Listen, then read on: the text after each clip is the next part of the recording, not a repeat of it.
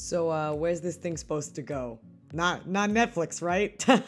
So you're gonna need a lot more makeup on me then, right? If it's Netflix. No. The craft table? That stuff's free, right? Free for everyone? Okay, good. Y'all can hear me on this mic? Am I coming in clear? Okay, check 1, check 2, check 1, check 2. How would I describe cycle breaks? A bit camp. Blended. I'd also maybe say kitsch. Is Kaya gonna see this? No? Okay. Then I'd say self-serving fantasy. Oh, I'd say gay. Gay, gay, gay, gay, gay. Feminist, but like, feminist with a question mark and an exclamation point at the end, so it's like, yeah, it is, but like, there's some qualifications going on. Did anybody say funny yet? No one said funny yet. Did you want to say it? No, we can move on. I'd say Cycle Breaks is a one-woman show and short film about how we disrupt and question the cycles that bring us into this earth and how the patterns of the people that raise us influence our own identities. You know, who do we owe an explanation to, and who do... We just wanted one word. Oh, sorry. Then I guess I'd say drugs. The show follows Kaya, a 25-year-old who's staying at her grandmother's house the night before her scheduled abortion. She recounts the story of how she cheated on her wife, Sarah, and became pregnant, how her mother's own failure to get an abortion and begrudgingly raise her has influenced her life, and how her burning need to be the badass woman her mother never felt she was gets in the way of her own happiness. Throughout the piece, she explains, high out of her mind, I might add, to her childhood stuffed animals. Played by us. Yeah, how she came to be in the situation. There are some multimedia elements, a lot of audio-visual effects, there's a lot going on. Some say too much. And that's camp, baby. The why of the piece, and from what I've gathered, a lot of inspiration comes from a growing movement of hashtag child-free women on social media. For the past few years, a quick growing trend on TikTok and Twitter has been young women and AFAB people and gender marginalized people explaining why they won't be having kids as an ethical and moral response to issues like climate change and exploitation. And on the surface, this movement is touted as feminist and a rebranding of a woman's role as birther and a rejection of patriarchal domesticity. But in many ways, it's also limiting. It's a continuation of policing women's bodies and saying what you can do with them. And it's also centering of white women's freedom to explore hashtag child-free living without as much ridicule as BIPOC mothers have traditionally gathered. Cycle Breaks follows a woman struggling to identify if her desire to not have kids comes from her own ideas about what feminism is or her desire to do what her own mother couldn't. One of the things the show strives to do, and is continually workshopped angle, is trying to showcase how such an individual and personal issue can reflect the collective issues of being a woman confronted with the issue of having children. Kaya is an individual forced to think about this as an isolating issue, but she comes to realize how it can actually be an intersectional issue. One way that I wanted to hint at the idea of a collective experience is by having Kaya's grandmother be a spoken and audible role in the show despite it being a one-woman show. So we have a workshopping first run clip that I shot with my own mother playing the grandma, and this scene doesn't necessarily illustrate the intersectionality I mentioned in verbal terms, but it does illustrate how much I like Kylie Minogue, so. Oh wait, then why would you? You can bring roll up that. clip? Just go ahead. I don't think we...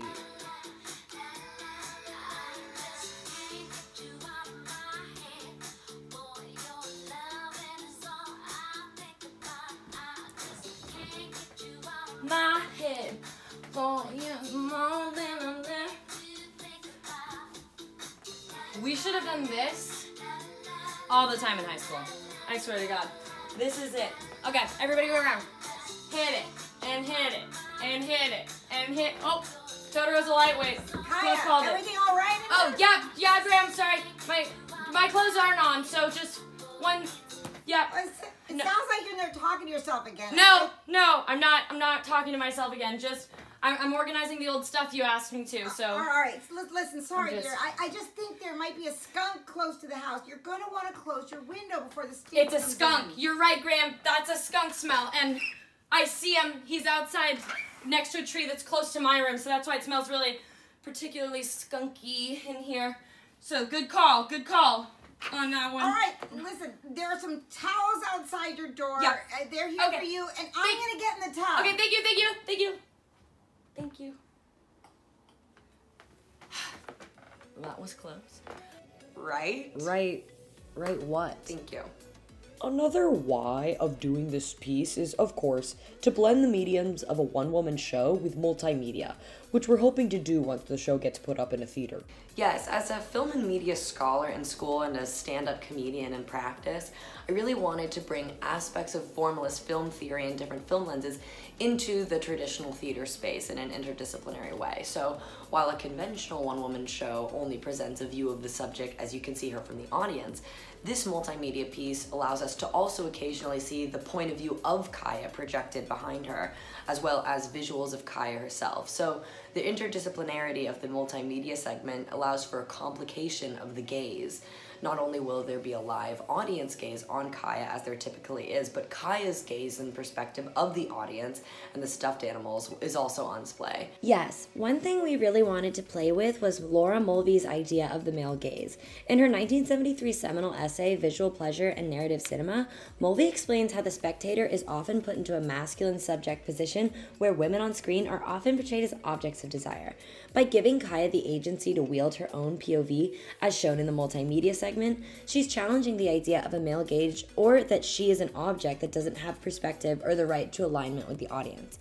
I think in the show, the male gaze manifests from the gaze of those who represent the patriarchy trying to pass judgment on her. So her grandmother, her stuffed animals who come from a different time in her past, and even the audience to a certain extent.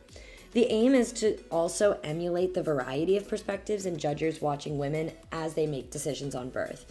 Though the issue is in many ways individual, it's picked and judged by many angles in society. Another fun aspect, of course, is the role of drugs, which complicates the reliability of Kaya's story. Yeah, one of the ways we wanted to manifest that on screen was a combination of film techniques and theater techniques. You know, live lighting cues that represent the change in the altered state of consciousness, for instance, when she takes the edible and when the edible hits, as well as audio cues that demonstrate a distortion, and it's all supposed to work together to kind of transport the piece into a magical, realist world. Like I said, camp. Our team did a lot of research on film and performance scholarship to help inform some of these complications and themes, which I think Doodles can speak more on. Yeah, hi, this is Doodles of the research department here.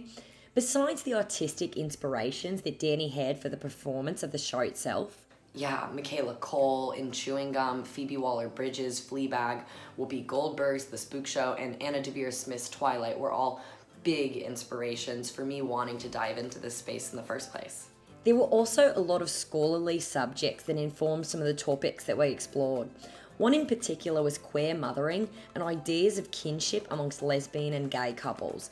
Margaret Gibson, a professor at the University of Waterloo, speaks at length about queer mothering and narrative theory. One of the things I learned about in Gibson's work was how much the choice and the agency to create a family is so shaped and restricted by heteronormativity, often being a response to being rejected and disowned by a family of origin as a result of coming out, or just the general understanding of a family in society.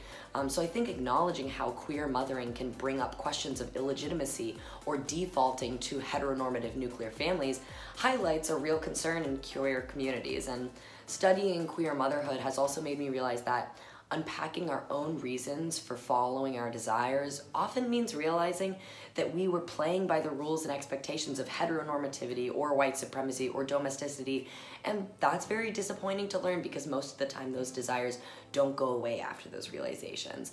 And I think that's definitely something that Kaya runs into that I wanted to explore. Yeah, even the hashtag child-free movement, which seeks to provide agency and acceptance for child-free people, defaults to the dominant culture. It is usually speaking to cis, privileged, majority white people with disposable income who talk about the choice of having kids. And the fact that it centers the plight of white women who decide not to have kids while black women and other BIPOC women are still demonized for exercising their right not to have kids is incredibly erasive and something we hope to push back on in the work. Yeah, and on the topic of race, one of the scholars that I'd mentioned earlier, Laura Mulvey, brings up the idea of a male gaze, which greatly generalizes the idea of a woman to default into whiteness. And Bell Hooks made a response essay with Black Looks, Race and Representation, where she discusses how modern feminism and the subsequent overarching generalizations of, the woman fails to acknowledge Black women as products of a distinctive socio-historical context. So in my piece, I want to acknowledge how my own identification as a biracial woman and my own existence in general as a person has been sometimes generalized, often problematically, into race neutral, and just in general, many discuss mixed identities as pointing to some sort of post-racial future. But perpetuating that idea of that someone can exist without racial and socio-historical context is a form of erasure and often defaults to whiteness. And the same thing happens in Mulvey's essay, which overarchingly generalizes the woman and fails to acknowledge race and Black women as distinctly different. So in Cycle Breaks, I want race to be explicitly mentioned and reflect my own upbringing because, at the end of the day, when I write about experiences close to home and characters that reflect me, my identity is inherent in all of my work. So while I think being white presenting means that Kaya does not undergo the oppositional gaze that Bell Hooks speaks of, I do think we can still highlight the difference in socio-historical context in the topic of birth and how Kaya, being raised by a Black mother, has inferred her own understanding. This is something I really want to focus on in the next edit as I go into the workshopping process.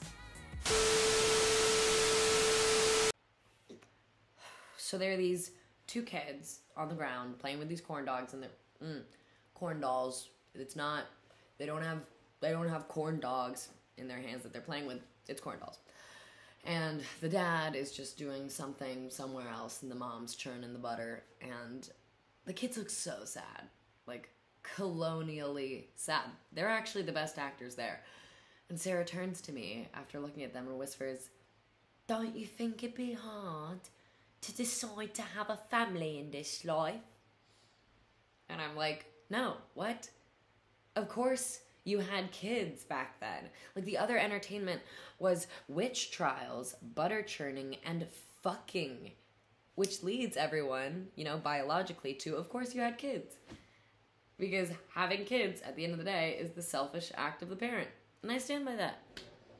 Sarah, however, got so mad. And she stepped like 2 steps ahead of me. Maybe because she came from a stable enough home to think that having kids is still like the most noble civic duty you can do. Or maybe because I said fucking at an educational colonial fair shit parade. But she acts like I'm her rambunctious child, that I'm like throwing some sort of fit, making it look like we didn't come together. Like, the idea of making it voluntarily look like you came alone to this white American history shit parade, you could not catch me doing it. Except she took the steps away and made me look like I did. She's an evil genius. Well, anyway, I went outside to see if maybe there was a place where someone had discovered how to make wine in toilets yet. And I got to this schoolhouse where these colonial kids are playing a game with sticks and hoops. Game is a generous word. And for a second, I think maybe I've been too harsh to say that making kids is selfish. But then, bam, in come these kids, real kids, on their phones. They're listening to whatever through these like little Bluetooth earbuds that their mom is too oblivious to notice they have on. And I only notice because I've been trying to get my earbuds to do the same thing and hide them, like trying to pull curls to hide them over, but my hair is way too gay. That means short, fluff, short. Furby knows. Furby's always been gay. But these modern kids, that's like no way of living the next generation. Just more and more people are taking the No Kids Pledge, the climate anxiety is getting high. You guys are lucky that you don't have flesh. It's a bad time for flesh havers recently. Unanswered questions are most definitely a theme in the work because we wanted to highlight how messy these investigations of birth and duty are within feminist theory. The process of making the lessons that Kaya learns abstract or nuanced was really difficult for me in the writing process, and I learned a lot about how patriarchal, individualistic, some traditional storytelling tropes really are, and how ingrained in me they are, if not questioned and prodded over and over.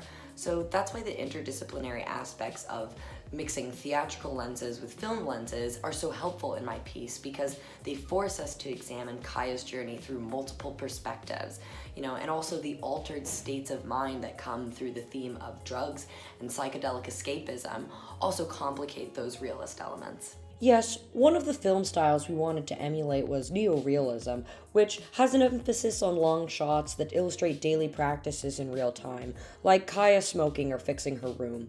While the shot length is neorealist, we also plan on editing in some visual effects that complement the psychedelic aspects of the films. Fisheye filters, warped shots, color distortion. Yeah, so there is a lot of interdisciplinarity in the depiction of reality, which is sometimes distorted in the films and always realistic in the live performance. Without the juxtaposition of the multimedia element, there wouldn't be this added layer of complication in the reality, and therefore the magical realism wouldn't be as highlighted at all. That's a complicated way of saying the film makes it way more druggy. Oh, but it does. It really does. So the final project this quarter will be my completed script and a short concept trailer that I'm making out of this honest-to-God 2-hour live stream that I filmed of myself trying to emulate Kaya. But I aim on workshopping this play and performing it at an independent theater after college. For me, one of the most important things about this work was, you know, well, just working through my preconceived understanding of why we want kids, you know. Is it for our own selfish reasons? Is it for continuing a legacy you believe you have? Is it for the kid as much as it is for us? And does it have to be? And how do those questions change, if at all, in conversations with intersectional feminism and with queerness? I want this project to not feel like a commodified white feminist narrative about being an independent woman, but rather a nuanced and messy piece about someone who strives to marry her own desires for the collective with her anxieties of where she comes from and what she might bring. And I also want it to be like really, really funny. This is supposed to be a comedy? Oh yeah, no, I mean the show is actually mainly jokes. Mainly jokes. That wasn't clear? No, it was not. Oh yeah, there's penis jokes. Gay jokes. Bad jokes. Some really, really bad jokes. What did they say? Yeah. No, I'm actually not doing this. No, because cut the cameras, because I talked to your producer and I told them that I would not take this again. So you can lose this footage.